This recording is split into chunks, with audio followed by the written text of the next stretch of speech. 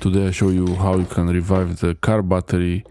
When your car has been sitting too long without being used, the battery might be getting weak and even not start. For me, the car was not starting, and actually I didn't want to take a chance to record that part because it's dangerous that it might stall the engine and then it doesn't start at all.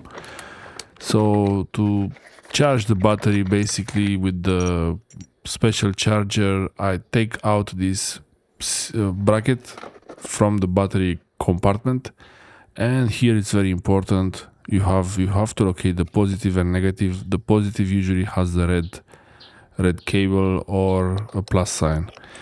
Always start to disconnect with the negative first. First disconnect the negative terminal.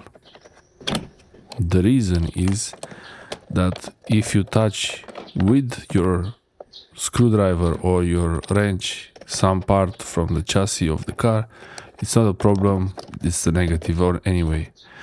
And when you do this with the positive, it's already disconnected. This is the reason. And really after this you take out the battery. Most important, if you replace the battery, to use the same, but in this case actually I didn't have to replace the battery. And you know if the battery is bad by when you use the charger. If it's charging too fast, if within 5 minutes or half hour it's full from zero, then it's the battery needs to be replaced, or you should use a special pulse charger. But with this charger, a normal charger, it's been sitting all night. It was very slow, 2 hours, and barely 2 lines were from zero. It was only 1 line. From 1 line, it only went to about halfway in really a few hours. And this is the battery. It's a Bosch battery, and each car has a different format, a different layout. Before I had an Alpha line battery. I think that was better than this Bosch, and it had more power, more amp hours starting capacity. Here another important part, you start to connect back with the red first. It's the opposite. You connect the red first.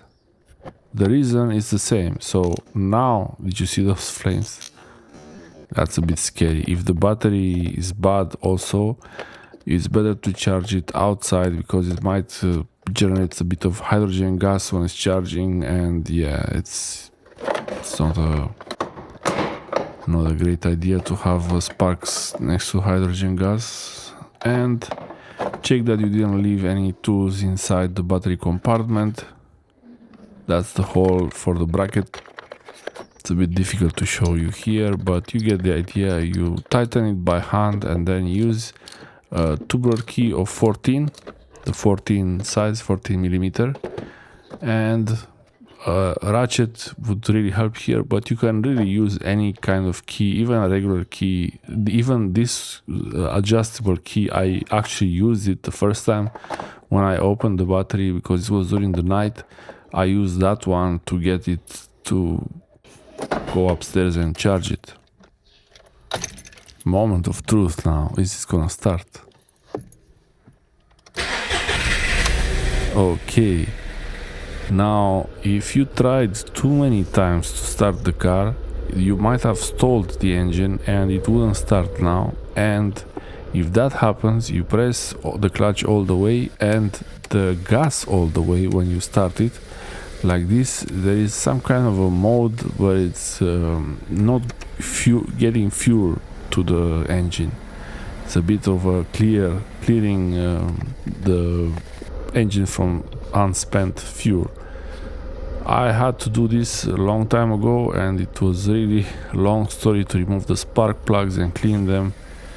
Yeah, you don't want to do that. So if the car doesn't start, don't try to keep starting it because you're gonna stall the engine. Charge the battery, get it fresh, and that's all good. If the battery charges too fast, you will really need to replace the battery or use a special pulse charger. I'll link in the description chargers for this. Thanks for watching.